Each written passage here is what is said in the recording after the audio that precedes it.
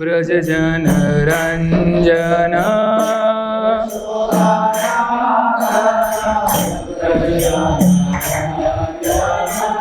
यशोदानंदन ब्रज जन रंजन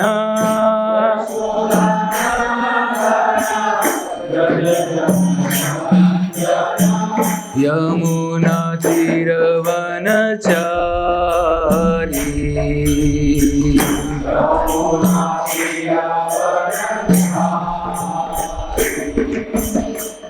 यमुना तीरवनचारी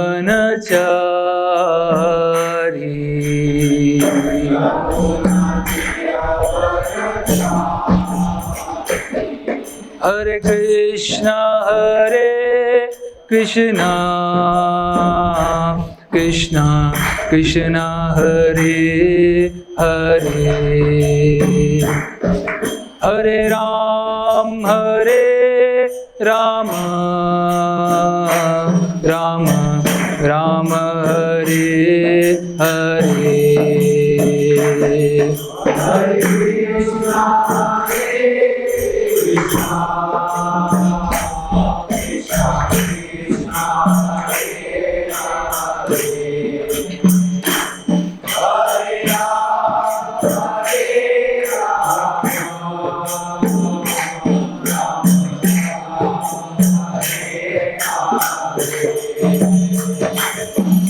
हरे कृष्णा हरे कृष्णा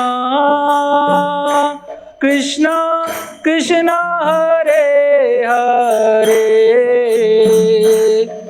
हरे राम राम राम हरे हरे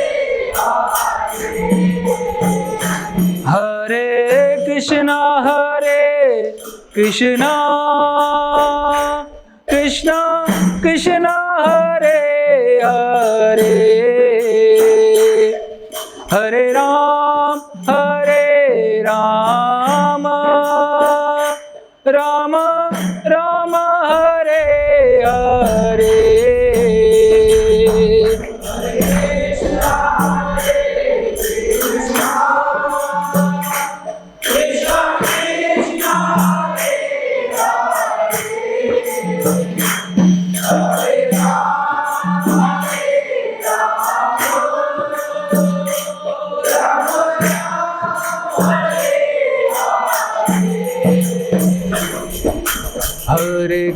हरे कृष्णा कृष्णा कृष्णा हरे हरे हरे राम राम राम हरे हरे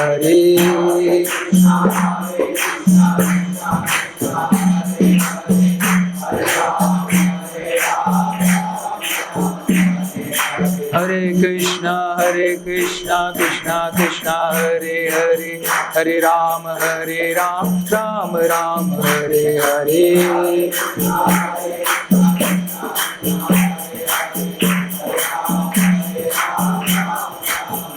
हरे कृष्णा कृष्णा कृष्णा हरे हरे हरे राम राम राम हरे हरे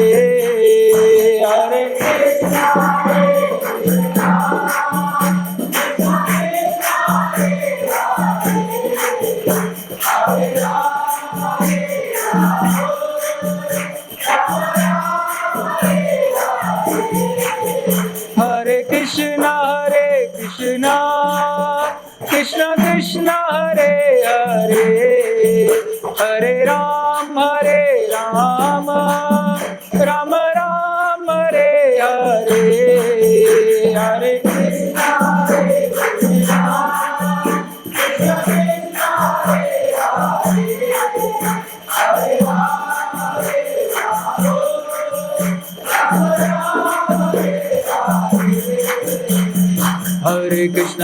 हरे कृष्णा कृष्णा कृष्णा हरे हरे, हरे राम राम राम हरे हरे।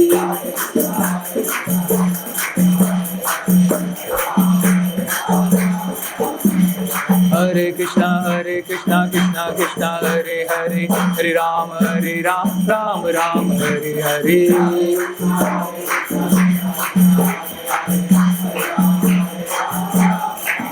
हरे कृष्णा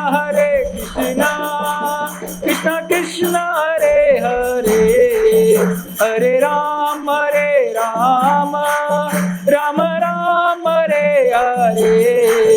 हरे कृष्णा कृष्णा हरे हरे, हरे राम हरे हरे।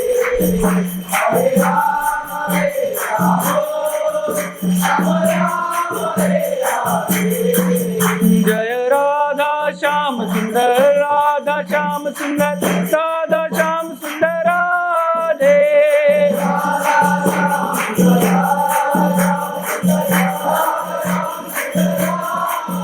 जय राधा रमण राधा रमण राधा रमण राधे।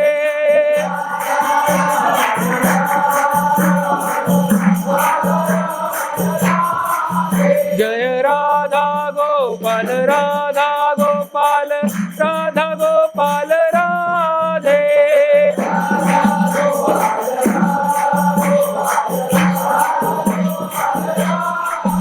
जय कृष्ण बलराम कृष्ण बलराम कृष्ण बलराम, जय कृष्ण बलराम।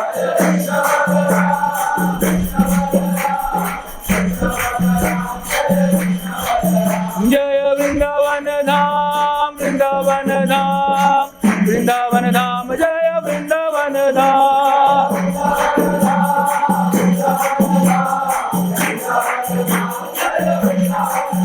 जय गौरनिताय गौरनिताय गौरनिताय, जय गौरनिताय।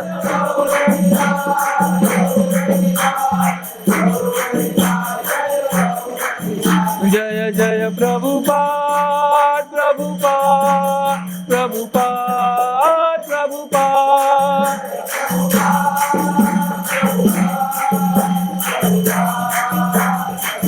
जय जय गुरुदेव गुरुदेव गुरुदेव गुरुदेव।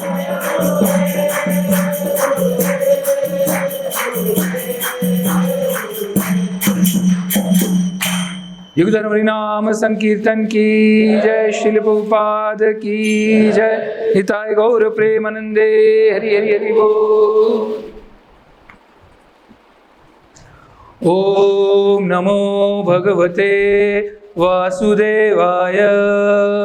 ओम नमो भगवते वासुदेवाय। ओम नमो भगवते वासुदेवाय।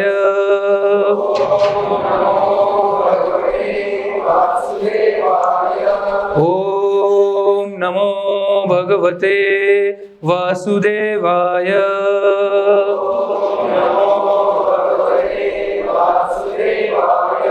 ओम अज्ञानतिमिरान्धस्य ज्ञानाञ्जनशलाकया चक्षुरुन्मिलितं येन तस्मै श्रीगुरुवे नमः। श्रीचैतन्यमनोभीष्टं स्थापितं येन भूतले स्वयं रूप कदा मह्यं ददाति स्वपदान्तिकं। वन्देऽहं श्रीगुरो श्रीयुतपदकमलं श्रीगुरून् वैष्णवांश्च श्रीरूपं सागरजातं सहगण रघुनाथान्वितं तं सजीवं साद्वैतं सावधूतं परिजनसहितं कृष्ण चैतन्यदेवं श्रीराधा कृष्णपादान् सहगण ललिता श्रीविशाखान्वितांश्च। हे कृष्ण करुणा सिन्धो दीनबन्धो जगत्पते गोपेश गोपिकान्त राधाकान्त नमोस्तुते। तप्त कांचन गौरांगी श्रीराधे वृंदावनेश्वरी वृषभानुसुते देवी प्रणमामि हरिप्रिये। वाञ्छाकल्पतरुभ्यश्च कृपा सिन्धुभ्य एव च पतितानां पावनेभ्यो वैष्णवेभ्यो नमो नमः। जय श्री कृष्ण चैतन्य प्रभु नित्यानंद, श्री अद्वैत गदाधर श्रीवासादि गौर भक्त वृंद। हरे कृष्णा कृष्णा कृष्णा हरे हरे, हरे राम राम राम हरे हरे। हरे कृष्णा कृष्णा कृष्णा हरे हरे, हरे राम राम राम हरे हरे। हरे कृष्णा कृष्णा कृष्णा हरे हरे, हरे राम राम हरे हरे। हरे कृष्णा। पुढे या, पुढे सरका।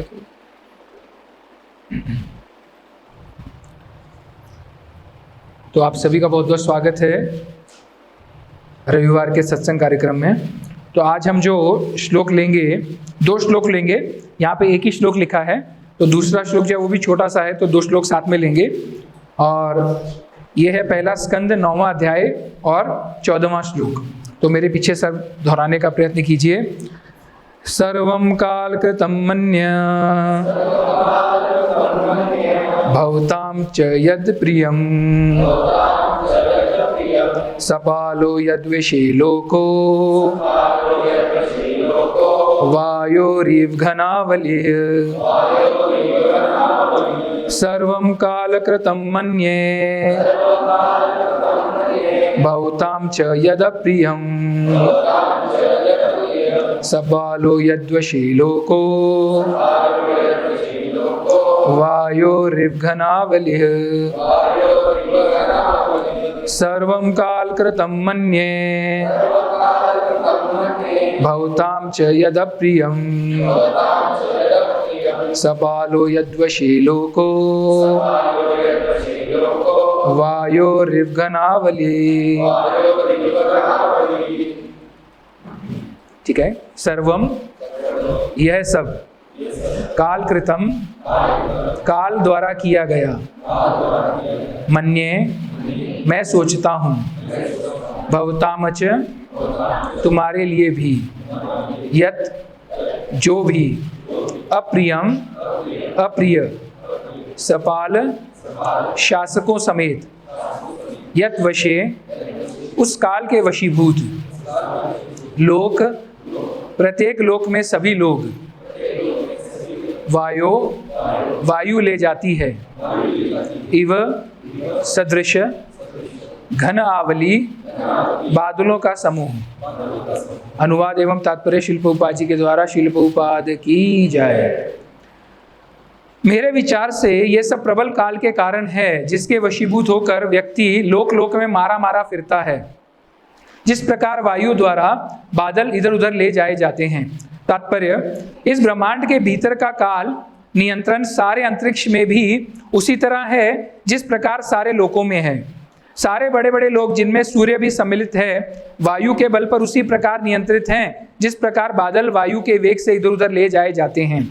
इसी प्रकार अनिवार्य काल भी वायु तथा अन्य तत्वों की क्रिया को नियंत्रित करने वाला है। अतएव प्रत्येक वस्तु परम काल द्वारा नियंत्रित है, जो इस भौतिक जगत में भगवान का सबसे शक्तिमान प्रतिनिधि है। अतएव युधिष्ठिर को इस काल की अकल्पनीय क्रिया से दुखी नहीं होना चाहिए। जब तक मनुष्य इस भौतिक संसार में रहता है, तब तक उसे काल की क्रिया प्रतिक्रियाओं को सहन करना होता है। युधिष्ठिर को यह नहीं सोचना चाहिए कि उन्होंने पिछले जन्म में पाप किया था, जिसका परिणाम उन्हें भोगना पड़ रहा है।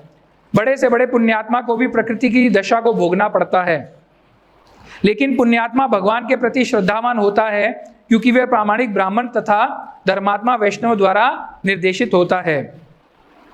इन 3 पथ प्रदर्शक सिद्धांतों को ही जीवन का लक्ष्य बनाना चाहिए। मनुष्य को शाश्वत काल की चालों से विचलित नहीं होना चाहिए। मनुष्य यहाँ तक कि ब्रह्मांड के नियंता ब्रह्मा जी तक काल के वश में हैं। अतएव जो धर्म का असली पालक है, जो उसे काल द्वारा नियंत्रित होने के कारण क्षुब्ध नहीं होना चाहिए।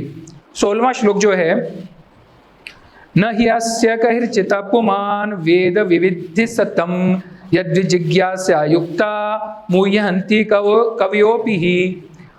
न कभी नहीं, ही निश्चय ही, अस्य उसका, कैर्चित् कोई भी, राजन हे राजा, पुमान कोई, वेद जानता है, विधिसितम योजना, यत जो, विजिज्ञासया जिज्ञासा, युक्ता लगा हुआ, मुह्यंती मोहग्रस्त, कवय बड़े बड़े विचारक, अपि भी, ही निश्चय ही। हे राजन, भगवान कृष्ण की योजना को कोई नहीं जान सकता, यद्यपि बड़े बड़े चिंतक उनके विषय में जिज्ञासा करते हैं, लेकिन वे मोहित हो जाते हैं। तात्पर्य में श्रील प्रभुपाद जी हमें बताते हैं, परम विशेषज्ञ 12 अधिकारियों में से एक भीष्म के द्वारा विगत पापों तथा उनसे होने वाले फलों के द्वारा महाराज युधिष्ठिर के मोह का निषेध हो जाता है। भीष्म महाराज युधिष्ठिर को बताना चाह रहे थे कि अनादि काल से शिव तथा ब्रह्मा जैसे देवताओं समेत कोई भी भगवान की वास्तविक योजना को नहीं जान पाया है, तो भला हम उसके विषय में कैसे जान सकते हैं। इसके विषय में जिज्ञासा करना ही व्यर्थ है। यहाँ तक कि मुनियों द्वारा गहन दार्शनिक जिज्ञासाएं भी भगवान की योजना को ठीक से निश्चित नहीं कर पाती। अतएव सर्वोत्तम नीति है कि बिना तर्क के भगवान के आदेशों का पालन किया जाए। पांडवों के कष्ट उनके पूर्व कर्मों के कारण नहीं थे। भगवान की योजना तो धर्म का राज्य स्थापित करने की थी। अतएव पुण्य की विजय स्थापित करने के लिए उनके ही भक्तों को कुछ देर के लिए कष्ट उठाने पड़े। भीष्मदेव धर्म की विजय देखकर निश्चित ही संतुष्ट थे और राजा युधिष्ठिर को सिंहासनारूढ़ देखकर प्रसन्न थे।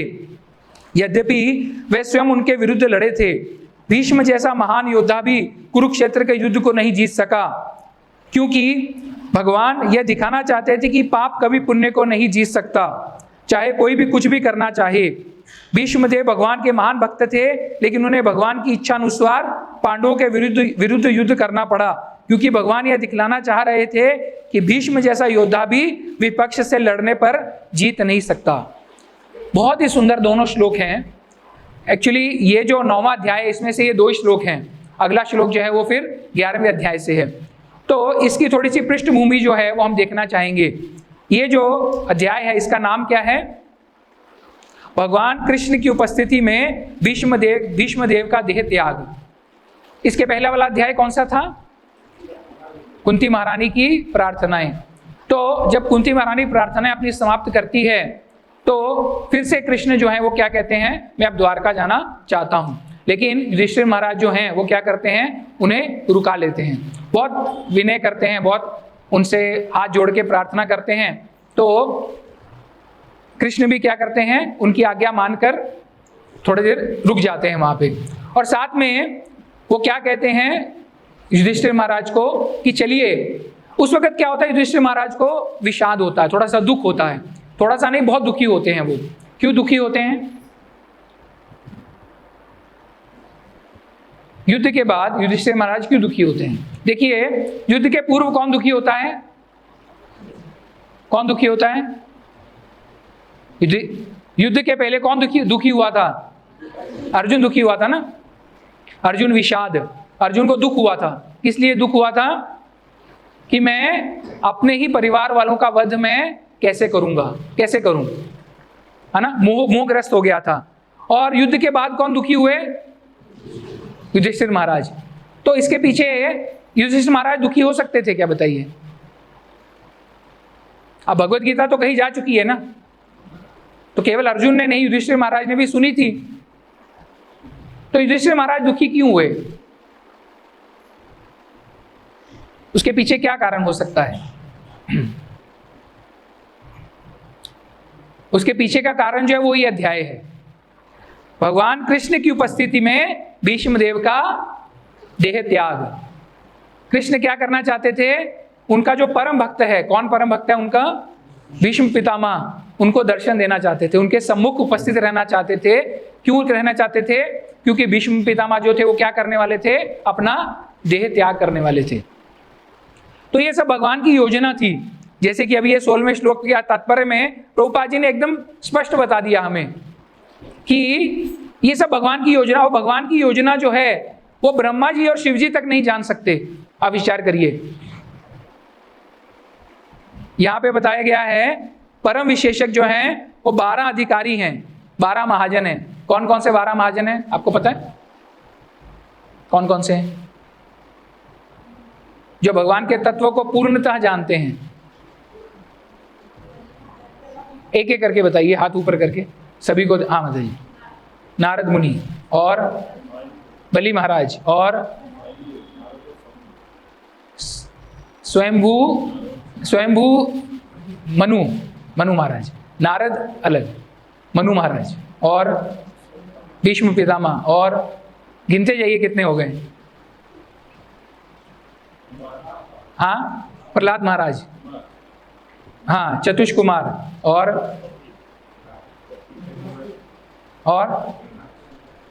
एक एक, हाँ, यमराज। एक एक करके बताइए। और सुखदेव गोस्वामी, वेरी गुड। और शिव जी, और एक रह गए ना शायद, ब्रह्मा जी। तो अब देखिए, ब्रह्मा जी जो है पूर्णतः, ब्रह्मा शिव दोनों कौन है? भगवान को जानते हैं, पूर्णतः जानते हैं, कृष्ण को पूर्णतः जानते हैं, लेकिन फिर भी ब्रह्म विमोह लीला हुई। उसके पीछे क्या कारण था बताइए? अब वो तो पूर्णतः जानते हैं, शिव जी जानते हैं, मोहिनी लीला हुई, है ना। और नारद मुनि जो है वो भी विमोहित हो चुके हैं, रामायण में उसका प्रसंग आता है। तो बताइए फिर, अब भगवान के शुद्ध भक्त हैं। भीष्म पितामह देखिए, भीष्म पितामह भी तो शुद्ध भक्त हैं, लेकिन उनको क्या हुआ? कृष्ण के विरुद्ध युद्ध करना पड़ा, पांडवों के विरुद्ध युद्ध करना पड़ा, है ना। तो इसके पीछे क्या कारण है? अन्न खाया था उसने,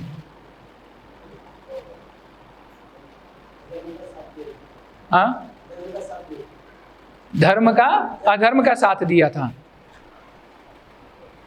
अभी भी आप, जो मैंने आपको बताया उसका आप समझिए, ये सब किसकी योजना थी? भगवान की योजना थी। ब्रह्मा जी इतने शुद्ध भक्त होने के बावजूद क्या थे? वो भी मोहित हो गए। भीष्म पितामह, फिर भी उनको क्या करना पड़ा? पांडवों के विरुद्ध युद्ध करना पड़ा। उसका कारण बताते हैं कि भीष्मदेव भगवान के महान भक्त थे, लेकिन उन्हें भगवान की इच्छा अनुसार, और इस तात्पर्य में बहुत सुंदर, एक्चुअली ये जो, अगर आप इसके पीछे के एक 10, 11, 12 श्लोक पढ़ेंगे तो उसमें भीष्म पितामह जो है वो बहुत आश्चर्य करते हैं। क्या आश्चर्य करते हैं? पहले तो वो कृष्ण क्या कहते हैं युधिष्ठिर महाराज को कि आप चलिए, हम कहाँ चलेंगे? कुरुक्षेत्र युद्ध में चलेंगे, जहां पे पूरा जो है ये क्या हुआ है, तकरीबन पूरी मानव जाति का संहार हुआ था। इतने योद्धा जो थे मारे गए थे। तो कहते हैं हम वहीं जाएंगे और वहां पे क्या करेंगे? भीष्म पितामह का दर्शन करेंगे और उनसे आप क्या करिए? धर्म के बारे में उपदेश लीजिए। और ये अध्याय में वही भीष्म पितामह क्या करते हैं? युधिष्ठिर महाराज को धर्म का उपदेश देते हैं और फिर वो क्या करते हैं? अपना देह त्याग करते हैं। तो जब युधिष्ठिर महाराज वहां पहुंचते हैं तो उसका बहुत सुंदर यहाँ पे वर्णन है। भगवान श्री कृष्ण प्रत्येक के हृदय में आसीन हैं, तो भी वे अपनी अंतरंगा शक्ति से अपना दिव्य रूप प्रकट करते हैं। ऐसे भगवान भीष्मदेव के समक्ष बैठे हुए थे और चूंकि भीष्मदेव उनकी महिमा से परिचित थे, अतएव उन्होंने उनकी विधिवत पूजा की। पास ही महाराज पांडु के सारे पुत्र शांत बैठे थे और अपने मरणासन पितामह के प्रेम से अभिभूत थे। यह देखकर भीष्मदेव ने उन्हें हार्दिक बधाई दी। उनके नेत्रों में आनंद अश्रु थे, क्योंकि वे प्रेम तथा स्नेह से अपलवित थे। भीष्मदेव जो थे वो पांडवों को बहुत प्रेम करते थे। इसके आगे वर्णन आएगा, देखिए। भीष्मदेव ने कहा, ओह, तुम लोगों ने साक्षात धर्म के पुत्र होते हुए भी कितनी यातनाएं तथा कितनी अन्याय सहा है। उन कष्टों के अंतर्गत तुम सबको जीना नहीं चाहिए था, फिर भी ब्राह्मणों, ईश्वर तथा धर्म ने तुम्हारी रक्षा की है। अब यहाँ पे बताते हैं, देखिए भीष्मदेव, कि आप लोगों ने इतने कष्ट सहन किए, लेकिन आपकी रक्षा किसने की? ब्राह्मणों, ईश्वर तथा धर्म। तो देखिए, हमारे ऊपर भी अगर कोई संकट आता है तो हमें क्या करना चाहिए?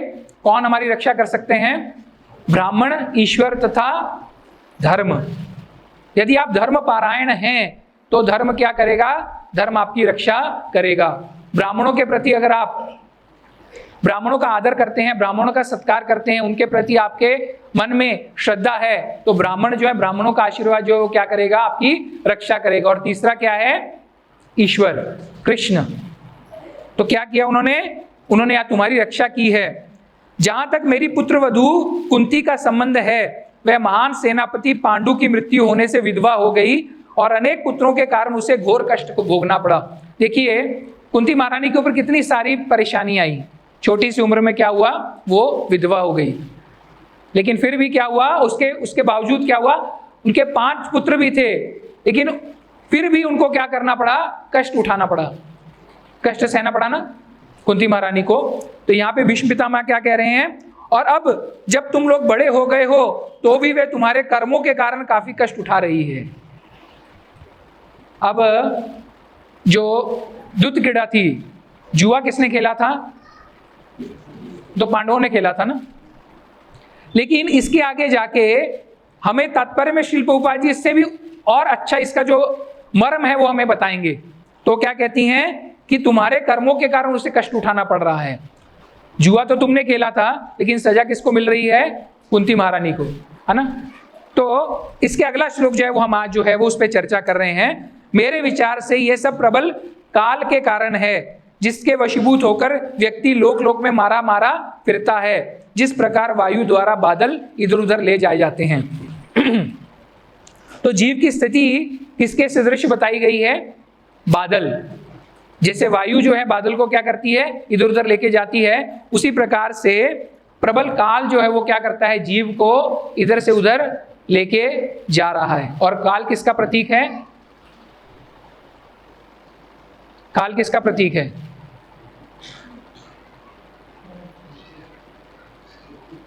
मृत्यु किसका प्रतीक है, भगवान कृष्ण का। कृष्ण अपना जो 11वें अध्याय में बताए ना, कौन हूं मैं काल हूं। भगवान कहते हैं मैं काल हूं, काल बन के आता हूं, मैं सब क्या करता हूं, हरण कर लेता हूं। तो इसका अर्थ क्या है, ये सब किसके कारण है, भीष्म पितामह देखिए जानते हैं ये चीज, वो क्या बता रहे हैं, ये सब किसकी वजह से हो रहा है, प्रबल काल की वजह से हो रहा है। तो अब आप देखिए यहां पे एक और बताते हैं, देखिए बहुत सुंदर। इसी प्रकार अनिवार्य काल भी वायु तथा अन्य तत्वों की क्रिया को नियंत्रित करने वाला है। अब यहाँ पे तात्पर्य में तो क्या बताया है अनुवाद में, कि जिस प्रकार वायु जो है वो बादल को इधर उधर लेके जाती है, लेकिन वायु को भी कौन नियंत्रित करता है, और काल को कौन नियंत्रित करता है, काल कौन है, स्वयं कृष्ण है। तो इसलिए ये सब वो क्या कर रहा है, वो स्वयं कर रहा है, लेकिन उसको नियंत्रित कौन कर रहा है, कृष्ण। भगवान की इच्छा के बगैर कुछ भी नहीं होता। जैसे हम सुनते हैं, एक बहुत प्रचलित कहावत है ना, कि भगवान की इच्छा के बिना पत्ता भी नहीं हिल सकता। प्रभुपाद जी बार बार इसका बहुत अच्छा उल्लेख करते हैं कि वायु की भगवान की इच्छा के बिना पत्ता भी नहीं हिल सकता। लेकिन जीव क्या सोचता है, अहंकार विमूढ़ आत्मा, अहंकार वश वो क्या सोचता है, शायद ये मैं सब कुछ कर रहा हूं। उससे होता क्या है, जब उसको कुछ कार्य करने से अगर तो उसे सफलता प्राप्त होती है तो उसे तो लगता है ये मैं कर रहा हूं, है ना। और अगर उसे असफलता प्राप्त होती है तो क्या सोचता है, ये भगवान की इच्छा थी, है ना। तो यही क्या है, अहंकार है, विमूढ़ आत्मा। जबकि सब करने वाला कौन है, भगवान स्वयं है। जब तक मनुष्य इस भौतिक संसार में रहता है तब तक उसे काल की क्रिया प्रतिक्रियाओं को सहन करना होता है। युधिष्ठिर को यह नहीं सोचना चाहिए कि उन्होंने पिछले जन्म में पाप किया था जिसका परिणाम उन्हें भोगना पड़ रहा है। अब अगर हम हमारे अभी जो वर्तमान काल में हमारे ऊपर अगर कुछ दुख आ रहे हैं या हमें जो सुख भी प्राप्त हो रहे हैं, तो हम अभी तक क्या इसका निष्कर्ष क्या निकालते थे। माता जी थोड़ा थोड़ा आगे आ जाइए, या पीछे वाली माताएं आगे आ जाएं। ये आगे पूरा जो मैदान है खाली है, पीछे माताएं से थोड़ा थोड़ा एडजस्ट होने का प्रयत्न कर रही हैं, आगे आ सकते हैं। आगे बहुत सारी जगह जो है खाली है। तो हमने अभी तक जो ज्ञान प्राप्त किया उससे हमें क्या पता चलता है, हमें जो दुख मिलते हैं वो किस वजह से मिलते हैं, हमारे कर्मों की वजह से। और सुख मिलते हैं तो वो भी किस वजह से मिलते हैं, किस वजह से मिलते हैं, वो भी कर्मों की वजह से, अच्छे कर्म और बुरे कर्म। और तीसरा क्या है, अकर्म। है ना। तो लेकिन यहाँ पे प्रभुपाद क्या बता रहे हैं, युधिष्ठिर को यह नहीं सोचना चाहिए कि उन्होंने पिछले जन्म में पाप किया था। तो अगर युधिष्ठिर महाराज को और कुंती महारानी को इतनी यातनाएं सहन करनी पड़ रही है, तो इसका तो अर्थ यही हुआ कि उन्होंने पिछले जन्म में कुछ पाप कर्म किए होंगे जिसकी वजह से उन्हें ये दुख झेलना पड़ रहा है। सही है ना, सही है ना। इसका जो हमें अभी तक जो ज्ञान है उसकी वजह तो, लेकिन प्रभुपाद जी यहाँ पे ऐसा क्यों कह रहे हैं, युधिष्ठिर को यह नहीं सोचना चाहिए कि उन्होंने पिछले जन्म में पाप किया था जिसका परिणाम उन्हें भोगना पड़ रहा है। इसका क्या कारण है? भगवान की इच्छा थी, है ना। तो लेकिन फिर अगर भगवान की इच्छा है तो हमें भी तो ऐसा ही होना चाहिए ना, सोचना चाहिए। लेकिन हर व्यक्ति ऐसा सोचता है क्या? लेकिन इसका मतलब ये हुआ कि युधिष्ठिर महाराज ने पिछले जन्म में कुछ पाप कर्म किए थे।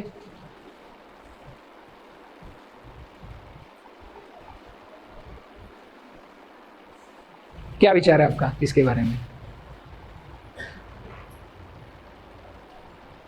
तो इसका अगर हम सिद्धांत थोड़ा सा देखेंगे, सिद्धांत क्या है कि कर्म वो किसके ऊपर कार्य करते हैं? जीव के ऊपर, है ना। जीव कौन?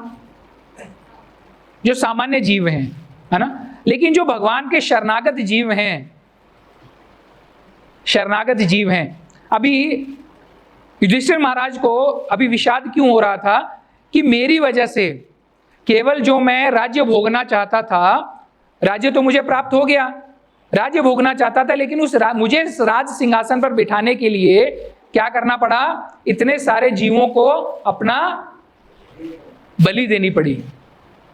तो इसका भी तो उन्हें भोगना पड़ेगा ना, कर्म पड़ेगा क्या? क्यों नहीं भोगना पड़ेगा? भोगना पड़ेगा। इसीलिए तो युधिष्ठिर महाराज दुखी हैं, इसीलिए तो विषाद हुआ उनको। लेकिन क्या ये सही है?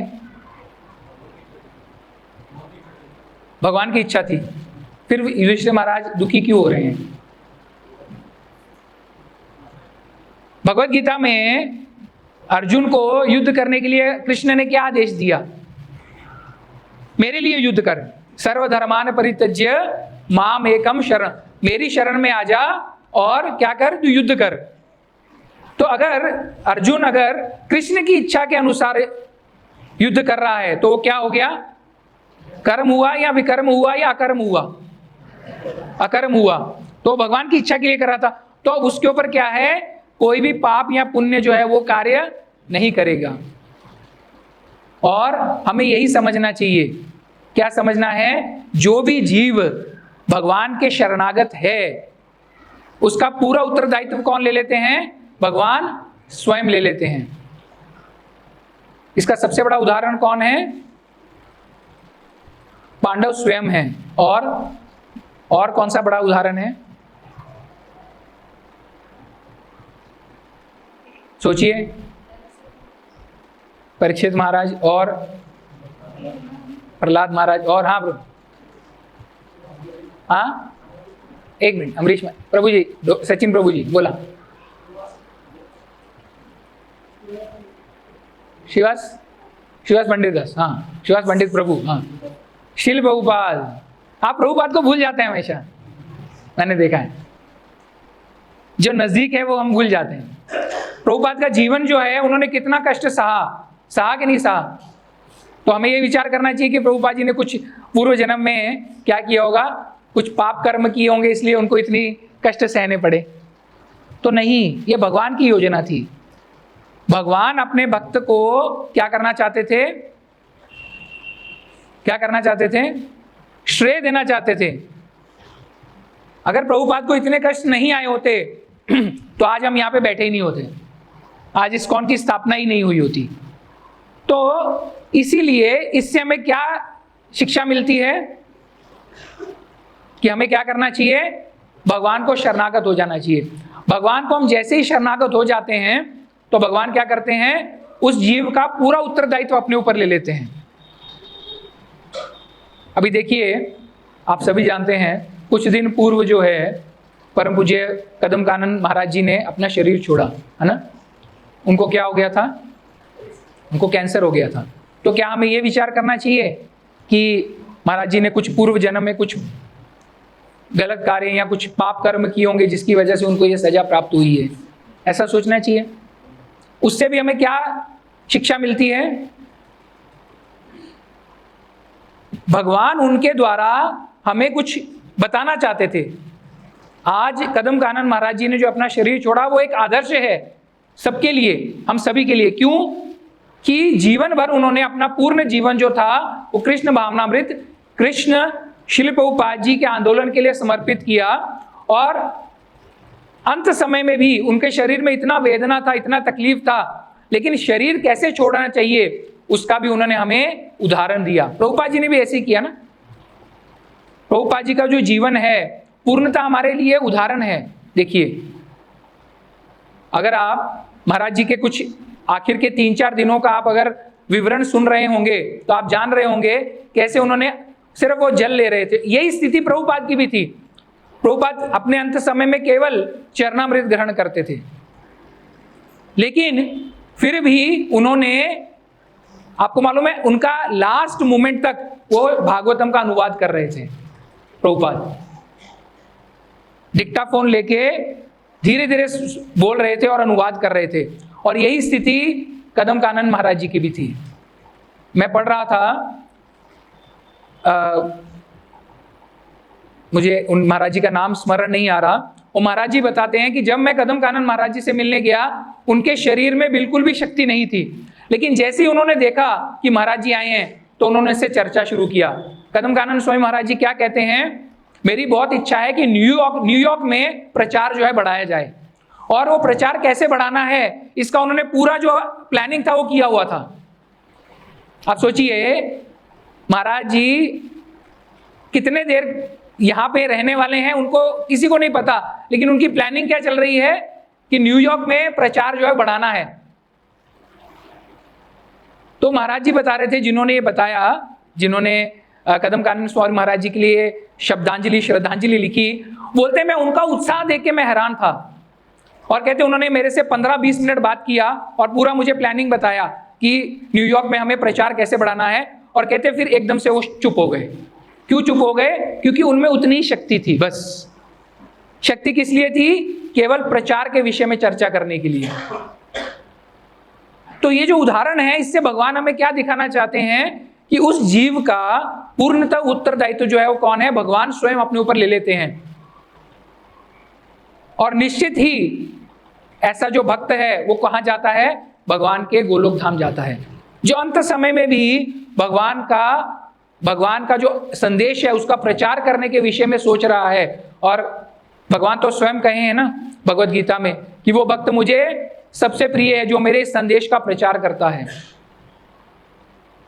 तो इससे हमें यही पता चलता है कि जो पांडव हैं उनको बहुत सारी यातनाएं झेलनी पड़ी, लेकिन फिर भी क्या था? ये सब किसकी योजना थी? कृष्ण की स्वयं योजना थी। क्योंकि कृष्ण उनके द्वारा हमें बताना चाहते थे। और क्योंकि आप देखिए ना, कुंती महारानी भी क्या कहती हैं अपनी प्रार्थना में? यही कहती है ना कि अगर मुझे आपका स्मरण होता है, मुझे आपका दर्शन होता है हे कृष्ण, तो ये यातनाएं जो है मुझे बार बार मिलें। क्यों? क्योंकि उसकी वजह से मुझे आपका दर्शन हो रहा है। ये कितना उच्च भाव है, सोचिए। तो भीष्म पितामह भी यहाँ पे क्या कर रहे हैं? पांडवों को बता रहे हैं। वो क्या कहते हैं? हे राजन, भगवान कृष्ण की योजना को कोई नहीं जान सकता। ये केवल कृष्ण की ही योजना थी। नहीं तो मुझे बताइए, पूरी जो कौरव सेना, पांडवों की भी पूरी सेना, सब क्या हो गई? अच्छा, ये तो चलो है, हम ऐसा विचार करते हैं कि युद्ध भूमि में जो सब वीर थे वो सब क्या हो गए? वीर गति को प्राप्त हुए। लेकिन आगे अगर आप पढ़ेंगे तो भीष्म पितामह ये बताते हैं कि उस युद्ध में भी जो वीर गति को प्राप्त हो रहे थे उनको सबको भगवान का धाम प्राप्त हो रहा था, मुक्ति प्राप्त हो रही थी। क्यों? क्यों? क्योंकि अंतिम समय में सभी भगवान का दर्शन कर रहे थे। तो कितनी विशेष योजना है। और ये सब भगवान ने किस लिए किया? किस लिए किया?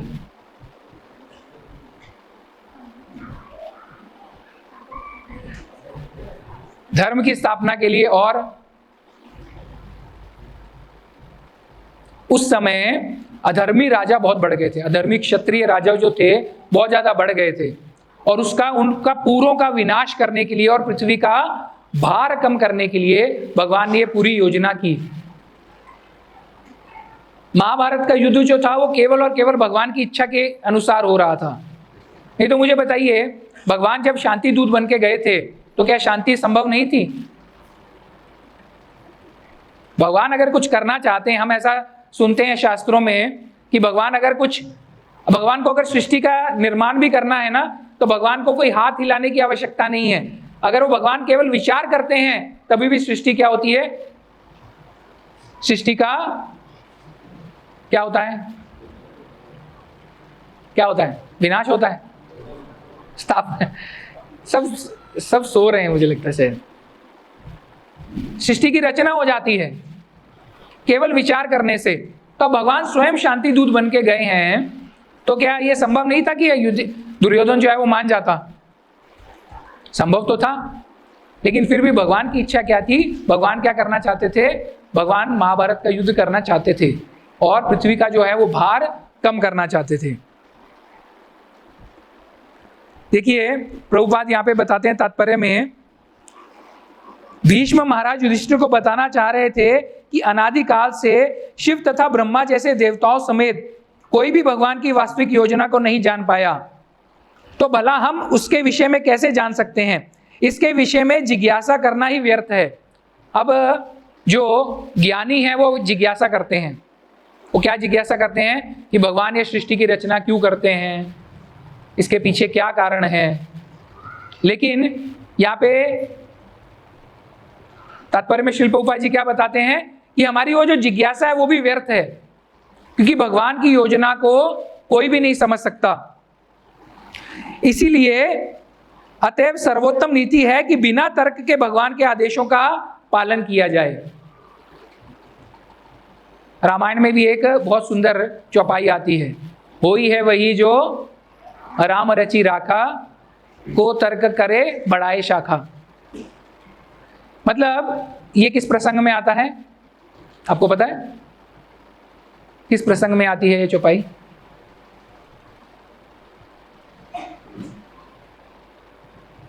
किस प्रसंग में आती है? एक चौपाई कौन कहते हैं ये तो पता है आपको? शिवजी कहते हैं। शिवजी कब कहते हैं? जब सती माता वन में जा रहे होते हैं, शिवजी और सती माता, और सामने से रामचंद्र जी आ रहे होते हैं। रामचंद्र जी आते आते कैसे विलाप कर रहे होते हैं, हे सीते, हे तुम कहाँ हो सीते। वो वृक्षों से पूछ रहे होते हैं, पौधों से, फूलों से, फलों से, सबसे पूछ रहे होते हैं, क्या तुमने मेरी सीता को कहीं देखा है? तो उनको देख के शिवजी जो है वो क्या करते हैं? प्रणाम करते हैं। सती माता सोचती हैं कि ये शिवजी ने किसको प्रणाम किया? ये तो कौन है? ये तो अयोध्या के राजकुमार हैं, और इनको देख के प्रणाम क्यों कर रहे हैं शिवजी? तो शिवजी जो है सती माता को समझाते हैं कि ये साधारण राजकुमार नहीं है, ये कौन है? जिन्हें शास्त्र नेति नेति कह के जानता है। नेति नेति मतलब, नेति नेति का अर्थ क्या हुआ? जिसका कोई अंत नहीं है, जिसको कोई नहीं, जिसको शास्त्र भी नहीं जान पाते। तो सती माता कहती है ऐसा क्या है, ये तो अयोध्या के राजकुमार हैं, 14-15 साल के राजकुमार। तो शिवजी कहते कि नहीं, तुम्हें पता नहीं है कौन है। तो सती माता कहती ठीक है, मैं इनकी परीक्षा लेती हूँ। और सती माता क्या कर रही हैं? परीक्षा। तो शिवजी जो है बहुत समझाते हैं सती माता को कि नहीं नहीं, तू परीक्षा मत ले, तू परीक्षा लेने जाएगी और तू स्वयं मोहित हो जाएगी, विमोहित हो जाएगी। क्यों विमोहित हो जाएगी? क्योंकि माया भी जिनकी भ्रुकुटी पे नाचती है, ऐसे वो राम हैं। बहुत सुंदर वर्णन है। रामायण जो है ना बहुत सुंदर है, सभी को पढ़ना चाहिए, बहुत बहुत सुंदर वर्णन है उसमें।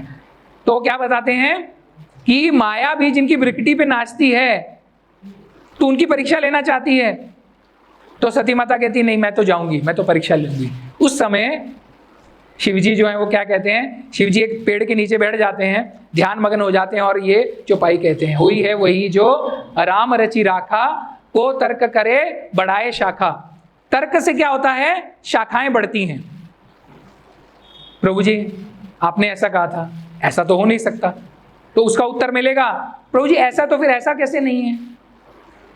प्रभु जी ने उसका भी उत्तर दे दिया, नहीं ऐसा तो फिर अगर ऐसा हो गया तो फिर प्रभु जी कांदा लहसुन नहीं खाना चाहिए। हाँ प्रभु जी कांदा लहसुन से क्या होता है, प्रभु जी कांदा लहसुन तो वेजिटेरियन है। तो नहीं प्रभु जी कांदा लहसुन से क्या होता है,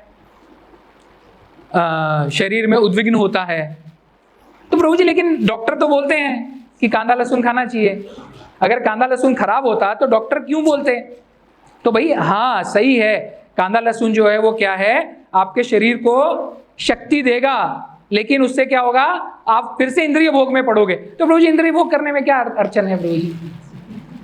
तो इससे क्या हो रहा है, शाखाएं बढ़ रही हैं। इसलिए शिव जी क्या कहते हैं, होई है वही जो रामचंद्र जी ने जो विचार किया है वही होने वाला है। तो मैं इसे तर्क करूंगा, इसको मैं कुछ समझाने जाऊंगा सती को, ये फिर कुछ तर्क करेगी, इससे तो अच्छा क्या है। इसीलिए बुद्धिमान जो भक्त होते हैं ना, इसीलिए बहुत सारे इस्कॉन में भी भक्त है, ठीक है प्रभु जी आपको जो भी उचित लगता है आप खाइए, पर हरे कृष्ण महामंत्र का जप करिए, बस ठीक है। अब आपसे कौन तर्क वितर्क करे, भगवान अपने आप आपको बुद्धि देंगे। इसीलिए आप क्या करिए, केवल जप करिए। इसीलिए अगर आप प्रभुपाद का भी उदाहरण देखेंगे, प्रभुपाद ने भी शुरुआत में किसी को नहीं कहा कि आप मांस मदिरा या कुछ छोड़िए। प्रभुपाद केवल एक ही बात कहते थे, क्या कहते थे, जप करिए। जप करने के बाद में जब उनके शिष्य बढ़े और उनमें जिज्ञासा बढ़ी, जप करने से उनका शुद्धिकरण हुआ और उनके मन में विचार आया, क्योंकि प्रभुपाद उनको बताते रहते थे कि आपको गुरु स्वीकार करना चाहिए, गुरु की शरण में जाना चाहिए, गुरु की शरण में जाएंगे तो भगवत प्राप्ति बहुत आसानी से हो जाएगी। तो ऐसा बताते थे प्रभुपाद। श्री राधा श्याम सुंदर भगवान की जय। तो ऐसा बताते थे। तो फिर जब उनके शिष्य प्रभुपाद जी के पास में जाके जिज्ञासा करते थे कि प्रभुपाद अगर हमें गुरु स्वीकार करने हैं तो उसके नियम क्या हैं, फिर प्रभुपाद क्या करते थे, उनके ऊपर बॉम्ब फेंकते थे कि ये नियम है। अब वो नियम सुन के जो वो नियमों को समझ जाता था और गंभीर होता था वो मान जाता था, और अगर कोई स्वीकार नहीं करता था तो प्रभुपाद उसको ठीक है जब तो करते रहिए, आप जब तो करते रहिए। और धीरे धीरे क्या होता था, भगवान की इच्छा और भगवान की प्रेरणा के अनुसार वो जो जीव जो था उसमें परिवर्तन आता था। तो यही है, भगवान की इच्छा है तो वही होने वाला है। तो यहाँ पे भी वो क्या कहते हैं कि ये भगवान की योजना ही थी जो आपके ऊपर, नहीं तो बहुत सारे भक्तों के मन में ऐसी जिज्ञासा आ सकती है ना कि युधिष्ठिर, अच्छा देखिए भीष्म पितामह तो और भी उनको बताते हैं कि मुझे हैरानी इस बात की हो रही है कि तुम इतना धर्म परायण होने के बावजूद, और स्वयं भगवान कृष्ण जो है वो कौन है, तुम्हारे कौन है, कृष्ण कौन है, पांडवों के कौन थे, कौन से भाई थे, हाँ बुआ के बेटे थे, है ना, हाँ पांडव बुआ के बेटे थे, कृष्ण मामा के बेटे थे, मतलब कौन हुए वो, ममेरे भाई हुए ना। कुंती कौन थी, कृष्ण की बुआ, क्लियर कर लीजिए अभी, नहीं तो वो कहावत अपने में रामायण पूरी हो गई और बाद में पूछा कि सीता कौन थी, है ना। तो अभी आप सोचिए भगवत गीता क्रॉस करके अब हम भागवतम के स्तर पे पहुंच गए हैं। तो हमसे अपेक्षा है, आप सबसे अपेक्षा है कि हमें हमारा थोड़ा सा ज्ञान जो है वो बढ़ा हुआ है। तो ममेरे भाई बोलते, आपके ममेरे भाई जो है वो स्वयं कृष्ण हैं, भगवान हैं, फिर भी आपको इतने दुख झेलने पड़े। तो इसके पीछे का कारण क्या है, इसके पीछे का तो अब बोलते हैं मैं इसके विषय में तर्क नहीं करूंगा, इसके पीछे का कारण क्या है कि ये कृष्ण की ही योजना थी। तो भीष्मदेव धर्म की विजय देखकर निश्चय ही संतुष्ट थे और राजा युधिष्ठिर को सिंहासन रूढ़ देकर प्रसन्न थे, यद्यपि वे स्वयं उनके विरुद्ध लड़े थे। अभी आप देखिए भीष्म पितामह जो है वो क्या कर रहे हैं, पांडवों के विरुद्ध युद्ध कर रहे हैं। क्यों युद्ध कर रहे हैं, उसके पीछे भी योजना थी। उसके पीछे क्या योजना थी? भगवान यह दिखलाना चाह रहे थे कि भीष्म जैसा योद्धा भी विपक्ष से लड़ने पर जीत नहीं सकता। आप चाहे जितने मर्जी अच्छे भक्त हों, लेकिन अगर आप कृष्ण के विरुद्ध हैं तो आप जीत नहीं सकते। ये आपको पता है किसके लिए है? ये शिक्षा किसके लिए शिक्षा है? आजकल ना आप एक नया ट्रेंड देखेंगे।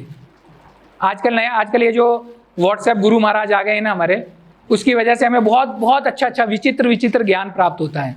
अगर आप देखेंगे उसमें से दो जो है, मैं आपको बहुत विचित्र ज्ञान बताऊंगा। एक तो लोगों के मन में तीन उदाहरण है। एक तो लोगों के मन में ना कर्ण के प्रति बहुत दया भावना आती है।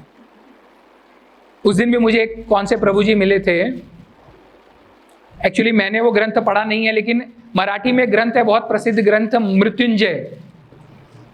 पता है आपको? मृत्युंजय में मैंने वो पढ़ा नहीं, लेकिन उन्हीं से ही मुझे पता चला कि उसमें कर्ण का बहुत शायद गुणगान किया गया है और कृष्ण की बहुत निंदा की गई है, लेकिन वो ग्रंथ बहुत प्रसिद्ध है। दूसरा उदाहरण है एकलव्य। एकलव्य भी बहुत, अभी जो भी आप सुनेंगे, यार एकलव्य उसमें पात्रता थी, उसको शिक्षा उसको क्यों नहीं दी गई? और तीसरा जो है वो कौन है? रावण। रावण के विषय में देखो कितना महान, इतना ब्राह्मण, देखो उसने सीता को हाथ नहीं लगाया। क्या वो सीता को हाथ नहीं लगा सकता था? लेकिन उसमें भी अच्छाई थी। देखिए, तो उसके प्रति भी लोगों के मन में बहुत जो है वो क्या है, एक सॉफ्ट कॉर्नर बनने का विषय चल रहा है कर्ण के प्रति भी। तो उसका सबसे बड़ा उदाहरण तो भीष्मदेव है। भीष्मदेव जो हैं वो तो 12 महाजन में से एक हैं, फिर भी क्यों? उसका कारण यही है। तो हमें, आप सभी के लिए मतलब ये एक उपदेश है, कह लीजिए, या शिक्षा है कि हमें डिसाइड करना है कि हम कर्ण के पक्ष में हैं कि कृष्ण के पक्ष में हैं। हम राम के पक्ष में हैं या रावण के पक्ष? रावण अच्छा था, जो भी था वो, लेकिन हम किसके पक्ष में हैं? कर्ण में बहुत गुण थे, वो दानशूर था, दानवीर था, परंतु किसके पक्ष में था? दुर्योधन, मतलब कृष्ण के विरुद्ध पक्ष में था। एकलव्य का भी आप सुनेंगे, एकलव्य के बारे में उदाहरण बताएं तो जब पांडव वन में जा रहे थे तो एक दिन उनको एक कुत्ता दिखा। पता आपको उस कुत्ते के मुख में क्या था? पता आपको? बाण, पूरा बाणों से भरा हुआ था। और उसको, कुत्ते को इतनी वेदना हो रही थी, लेकिन उसमें चतुराई क्या थी पता है उस पूरे प्रसंग में? कि वो पूरा मुख जो था उसका बाणों से भरा था, लेकिन वो कुत्ता जो था वो मरा नहीं था। तो इसमें एकलव्य की जो तीरंदाजी में जो पारंगता है वो तो हमें दिखती है। देखिए, उसने तीर मारा, पूरा मुंह भर गया, लेकिन कुत्ता जो है वो क्या है? जिंदा है, लेकिन वो दुखी है। इसीलिए उस वक्त द्रोणाचार्य उसको कहते हैं, एकलव्य को, कि जो शिक्षा के पात्र नहीं हैं, यदि उन्हें शिक्षा दे दी जाती है तो अपने शिक्षा का क्या करते हैं? वो दुरुपयोग करते हैं। इसीलिए मैंने तुम्हें उस वक्त शिक्षा देने से मना किया था। तो ये जो शास्त्र है ना, इसके हर जो उसके पीछे बहुत उद्देश्य है, लेकिन हमें शास्त्रों का पूर्ण ज्ञान नहीं है। जैसे कृष्ण 16,108 रानियों के पति हैं, ये तो सब पूरा सबको पता है, लेकिन उसके पीछे कारण क्या था वो किसी को नहीं पता। 16,108 रानियों के साथ कृष्ण जो है वो क्या, उन्होंने विवाह किया, गोपियों के साथ क्या करते हैं? रास लीला करते हैं, ये सबको पता है, परंतु उसके पीछे का जो तत्व है वो किसी को नहीं पता। तो मैं अपेक्षा करता हूं कि ये तत्व आप सबको क्लियर है, क्योंकि कुछ नए भक्त भी आ रहे हैं, तो शायद वो 16,108 रानियां या गोपियों के प्रति उनके मन में कुछ शायद संदेह होगा, तो आप बाद में मिलके अपना संदेह मेरे से दूर कर सकते हैं। तो यहाँ पे क्या बताया तात्पर्य में कि भगवान यह दिखलाना चाह रहे थे कि भीष्म जैसा योद्धा भी विपक्ष से लड़ने पर जीत नहीं सकता। भीष्म पितामह चाहे 12 महाजनों में से एक हैं, परंतु यदि वो धर्म के विरुद्ध, कृष्ण की इच्छा के विरुद्ध युद्ध करते हैं तो भी वो जीत नहीं सकते। इसके आगे भी अगर आप पढ़ेंगे, भागवत में बहुत सुंदर वर्णन है। अर्जुन जो है युद्ध जीतने के बाद में अर्जुन को लग रहा है, सबको ऐसा लगता है कि कुरुक्षेत्र का युद्ध अर्जुन ने जीता, परंतु वो अर्जुन का पराक्रम नहीं था, वो केवल और केवल कृष्ण की इच्छा की वजह से वो सब जो था वो युद्ध चल रहा था। ठीक है, हम यहीं पे रुकेंगे। किसी का कोई प्रश्न हो तो आप प्रश्न पूछ सकते हैं।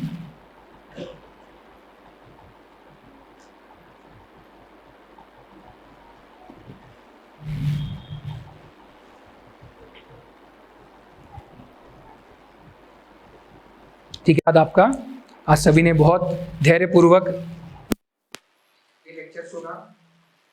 हरे कृष्णा कृष्णा कृष्णा कृष्णा हरे हरे।